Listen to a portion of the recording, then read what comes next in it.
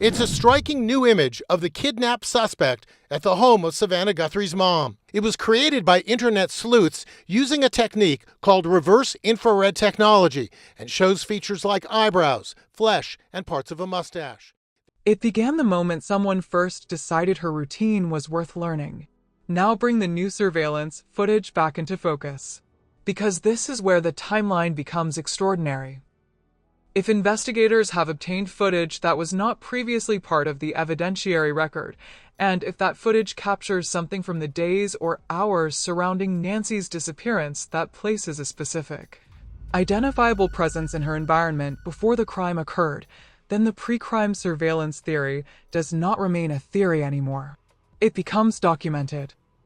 And documented pre-crime observation, captured on camera, is one of the most powerful forms of evidence a prosecutor can present. Because it does not simply show that a crime occurred. It shows that a crime was constructed. It demonstrates planning. It establishes intent. It transforms the entire legal architecture of the case from reactive to premeditated. That is why analysts were reportedly stunned. Not because the footage showed something violent, but because it may have shown something deliberate, something patient, something that, when placed alongside the January 11th and January 23rd footage requests, begins to form a picture of an operation that was running silently around Nancy Guthrie for weeks before she ever disappeared. She went to dinner on January 31st with no reason to believe anything was wrong. And yet, according to what investigators may now be seeing on camera, the preparation around her may have already been complete. That realization does not just change the investigation. It changes the question of who investigators are actually looking for. Because someone capable of this level of sustained, hidden preparation is not an impulsive actor. They are a calculated one. And calculated actors leave a very different kind of evidence trail than the kind most people expect to find in a case like this. His clothes are also producing intriguing clues. That ski mask has unique stitching. Notice the seams around the eyes and mouth. It's just like this mask, which can be bought for $22. The holster isn't fancy at all. It's made of nylon and sells at sporting goods stores in Tucson, also for $22. The cameras were already running, and somewhere in that footage, a pattern may have finally become a face. A black glove found approximately 2 miles from Nancy Guthrie's home. That was one of the early physical details that surfaced publicly in this investigation. And to most people following the case from the outside, it registered as an odd, isolated detail. A single piece of evidence with unclear context. Something that could mean everything or nothing depending on which direction the investigation eventually moved. But investigators do not see discarded items the way the public does. To a forensic analyst, a discarded item is not an endpoint. It is a coordinate. It marks a location. And locations along a potential escape route tell investigators something that crime scenes alone cannot tell them. They reveal movement. And movement reveals decision-making. And decision-making under pressure reveals the psychological architecture of whoever was responsible. Where was the glove discarded? Was it accidental or intentional? Does the location align with logical exit routes from Nancy's neighborhood? Does it suggest the person moving away from her property was following a planned corridor or improvising under stress? Every one of those questions matters. Because the glove did not appear in Nancy's home. It appeared 2 miles away. That distance implies transport. And transport, in an investigation like this, is one of the most evidence-rich phases of any criminal event because movement leaves traces that are extraordinarily difficult to fully eliminate. Now layer the biological evidence on top of that. Investigators reportedly identified multiple unidentified male DNA profiles tied to critical evidence in this case. Multiple profiles, not one. That detail carries enormous investigative weight because a single unidentified DNA profile suggests individual contact. Multiple unidentified profiles suggest something broader. They suggest that more than one person may have been present. More than one person may have been involved. More than one set of decisions may have been made. And that possibility transforms the case structurally.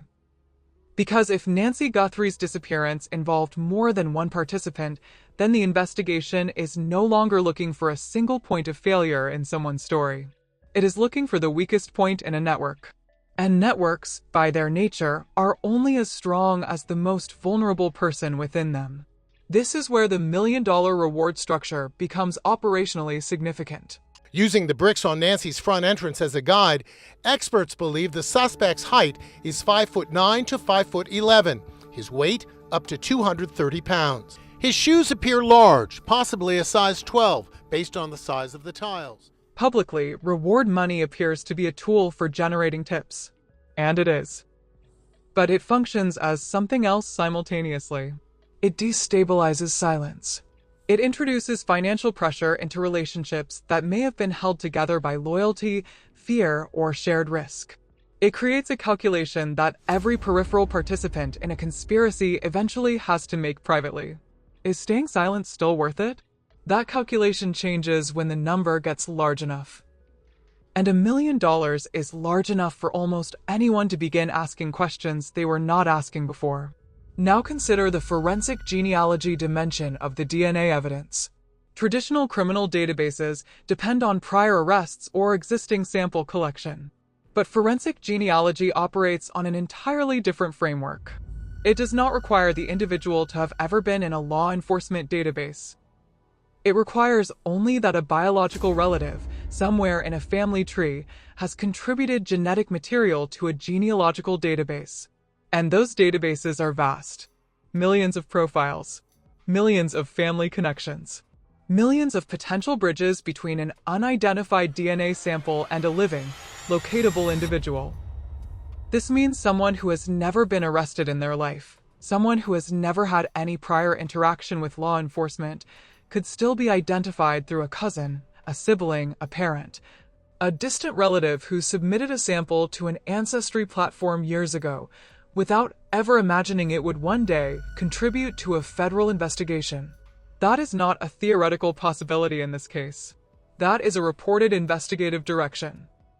And if it is accurate, then whoever left biological material at the scene or on associated evidence may not be protected by the absence of a prior criminal record. They may be protected by nothing at all except time. And time, in a case where genealogical reconstruction is actively underway, is not an ally. It is a countdown. Now add the digital forensic layer. Phones carry location metadata. Navigation systems log route histories. Bluetooth connections record device pairings. Cloud backups preserve deleted content. Messaging applications retain communication records even when users believe they have been erased. These are not speculative capabilities. These are standard tools in federal digital forensic investigations. And here is the critical reality that many people involved in serious crimes still fail to fully absorb. Digital systems do not lie. They do not misremember. They do not get nervous under questioning. They simply record. And then they wait. Quietly, patiently, inside devices that their owners may have long since stopped worrying about. Now bring it all together. The glove, the DNA, the genealogy, the digital records, the reward pressure, the new surveillance footage. Each of these evidence streams exists independently. Each of them alone may not be sufficient to close the case. But that is not how major federal investigations work. They do not depend on singular breakthroughs. They depend on convergence. And the convergence in Nancy Guthrie's case may be closer than the public silence around it suggests. Because when investigators reportedly described the new footage as stunning, that word did not come from a case that was stagnant. It came from a case that was moving. Quietly, methodically, and with the kind of sustained institutional force that does not announce itself before it is ready. Whatever that footage contains, it did not arrive in isolation. It arrived as one more piece pressing into place inside a framework that may already be close to complete. And for whoever is responsible for what happened to Nancy Guthrie, the most dangerous moment in any long investigation is not the first week. It is not the first month.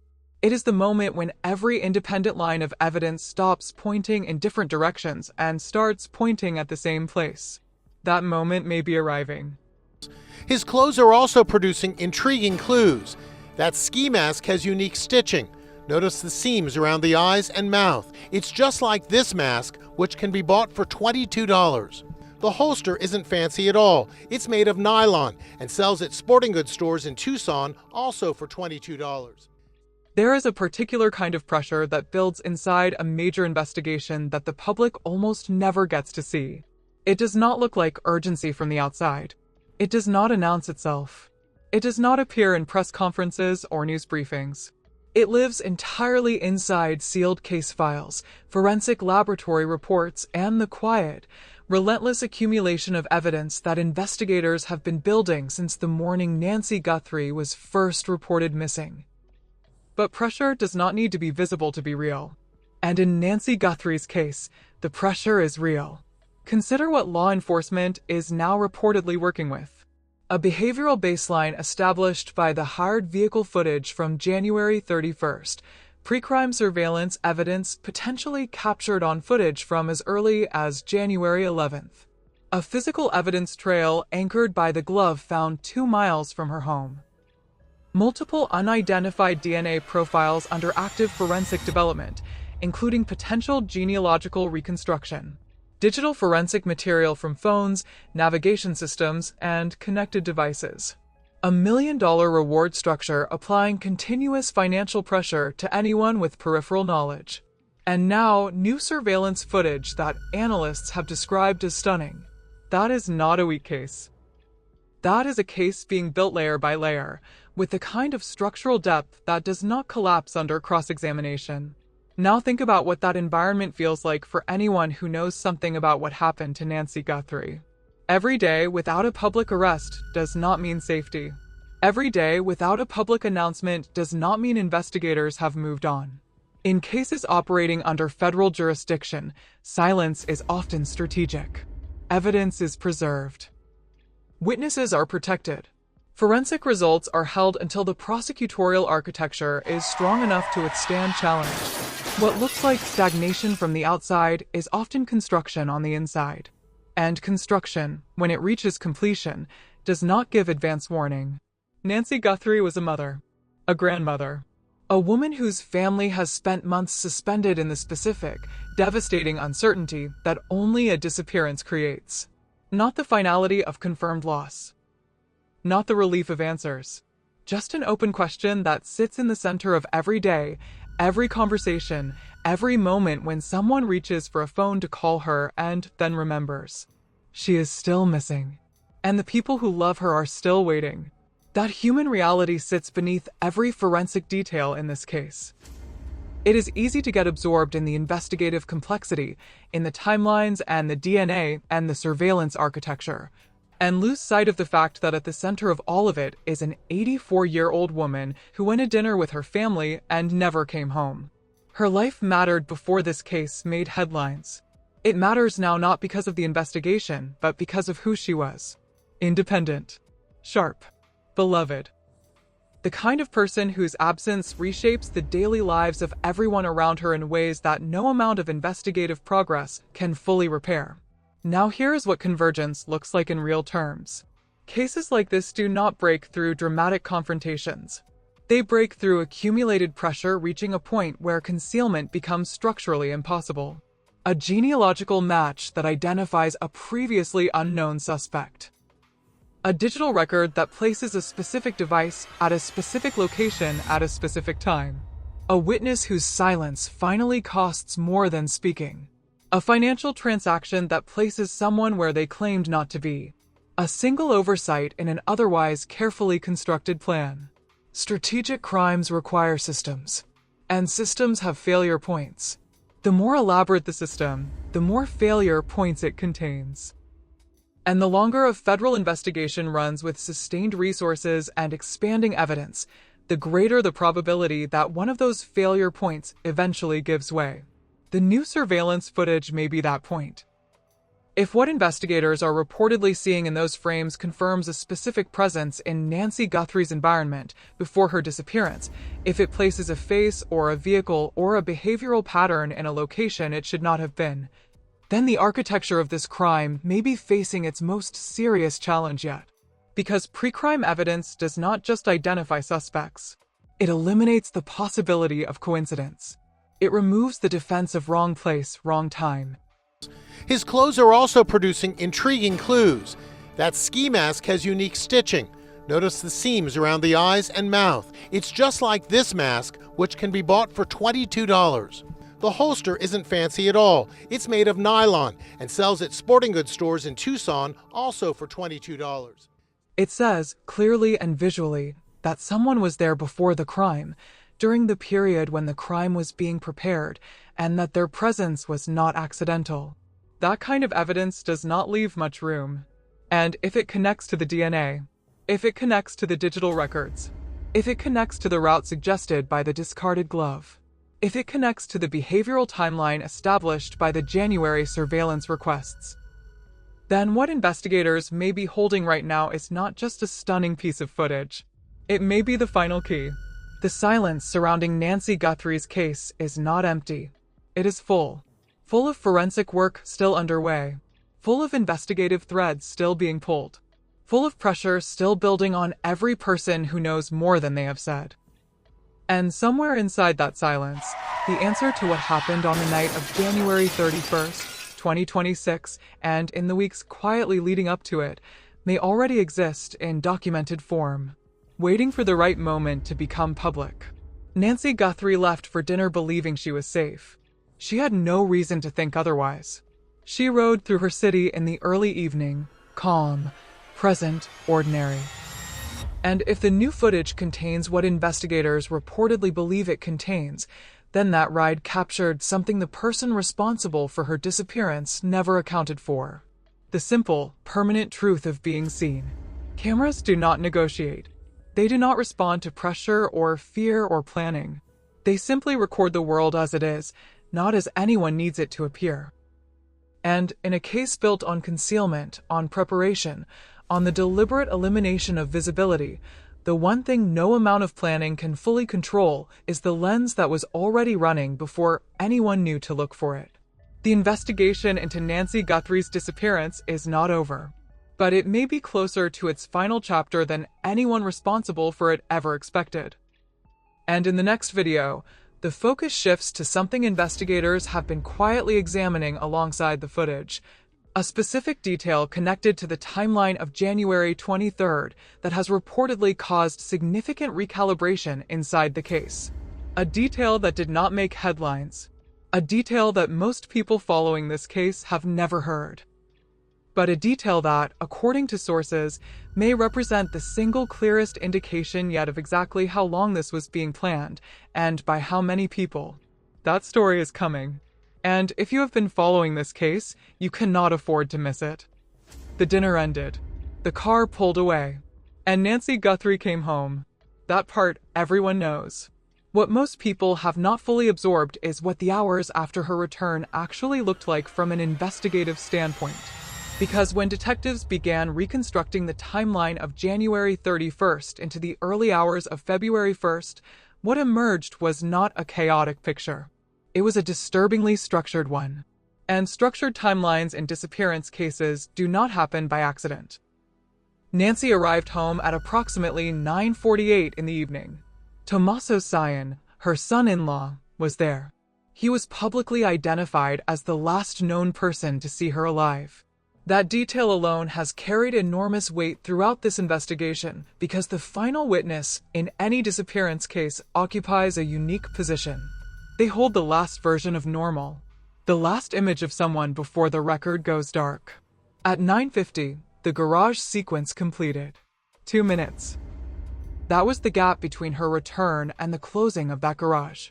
Investigators have reportedly examined that 2-minute window with extraordinary precision because 2 minutes is not nothing.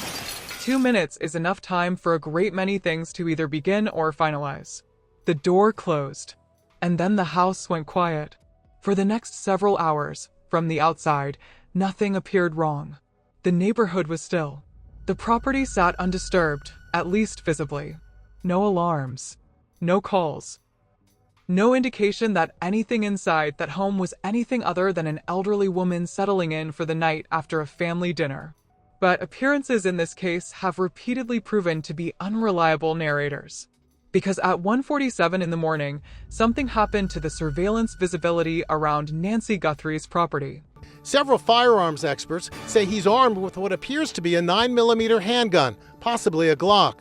And those gloves are made of a synthetic rubber called nitrile. Nitrile gloves like these are often worn by plumbers and gas station employees because they don't disintegrate when they come in contact with oil and other chemicals. A disruption. The kind that does not occur randomly. The kind that, in the context of everything else investigators were piecing together, began to look less like a coincidence and more like a deliberate step in a sequence that had already been mapped out in advance. Think about that for a moment. Surveillance disruption at 1:47 in the morning does not suggest panic. Panic does not plan around security systems. Panic does not time itself to a specific hour. What surveillance disruption at 1:47 in the morning suggests is awareness. Awareness of the system. Awareness of what the system could record. And a deliberate decision to neutralize that recording capability before the most critical moments occurred. That is not impulsive behavior. That is preparation meeting execution. And then, at approximately 2:28 in the morning, Nancy Guthrie's pacemaker transmitted what investigators believe was its final meaningful signal. The device inside her chest, the one designed to monitor and support her heart, went effectively silent. And from that point forward, the trail that technology had been quietly maintaining simply stopped. No more signal. No more digital confirmation of her location or her condition. Just absence. Now here is what that sequence tells investigators. Between 9:50 at night and 2:28 in the morning, there was a window of roughly 4.5 hours. A window during which something occurred inside and around that property that has not been fully explained publicly. A window that begins with the garage door closing and ends with a medical device going silent. And somewhere inside that window, the investigation strongly suggests Nancy Guthrie's life was taken out of her own hands. The question was never really what happened inside that window. The question was always who put the window there in the first place. Because windows like that do not appear on their own. They are created. They are calculated. Someone had to know the surveillance layout. Someone had to understand the timing. Someone had to be aware of the pacemaker and what its signal meant as a tracking mechanism. Someone had to account for all of those variables and build a plan around them. That level of awareness does not come from a single evening of observation. It comes from study. And that realization, more than any other single element of this case, is what began pulling investigators backward in time. Not forward. Backward. Away from February 1st. Away from the garage and the silent pacemaker and the disrupted cameras. Backward into the weeks before. Into the quiet days when Nancy Guthrie was simply living her life, completely unaware that her life had potentially become something else to someone watching from a distance. A blueprint. And here is the detail that changes the emotional weight of everything that came before. Nancy reportedly displayed no visible anxiety during her final ride. She was calm. She was present. She had dinner with her family. She came home. She walked into her garage. She closed the door. She felt safe. Whatever danger was already surrounding her on the evening of January 31st, it had not yet shown itself to her. It was patient. It was quiet. It was waiting. And that means the woman captured on that hired vehicle footage was not moving toward a threat she could sense. She was moving through a threat she could not see at all. That is perhaps the most haunting truth in this entire case.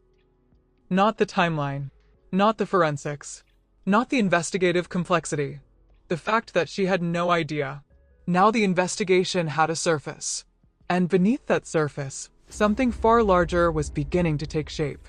When federal investigators began formally requesting surveillance footage from dates that preceded Nancy Guthrie's disappearance, the significance of that decision was not immediately understood by the public. Dates like January 11th, January 23rd. Days that, on the surface, appeared to have nothing to do with the night Nancy vanished. Days that fell weeks before February 1st, before the garage sequence, before the pacemaker silence, before any of it. Law enforcement does not request prior weeks of footage without a reason. That is not how these investigations work. Detectives operating under federal resources do not cast wide nets randomly across calendar dates. And the flashlight he held in his mouth? We bought a similar one for $30. The backpack is also drawing a lot of attention. Internet sleuths say it may be an Ozark brand, which has similar straps and reflective bands.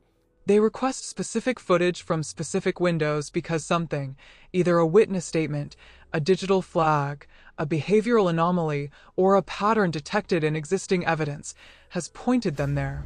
Those requests are surgical. They are intentional.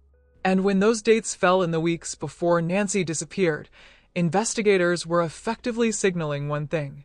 They believed something had been happening before February 1st. Something that looked ordinary to everyone except the person doing it.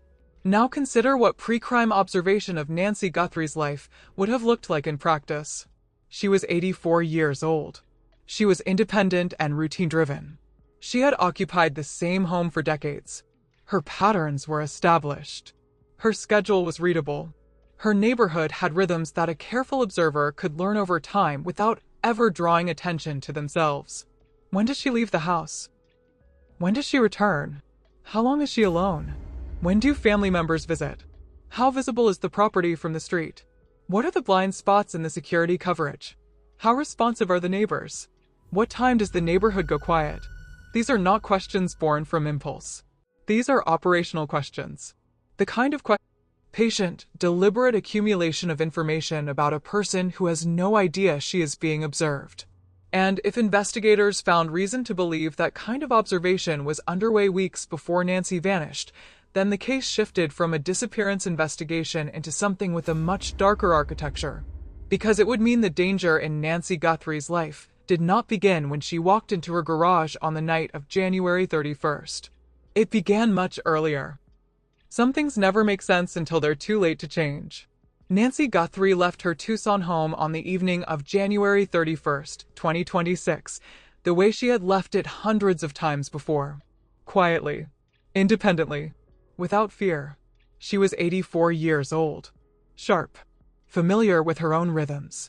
A woman who had built decades of routine into something that felt like armor. And on that particular Friday evening, nothing around her suggested that armor was about to mean nothing at all. A hired vehicle arrived. She got in. She rode to dinner.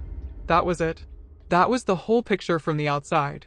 But somewhere inside a federal investigation that has grown into one of the most closely watched disappearance cases in modern Arizona history, that simple ride has become anything but ordinary.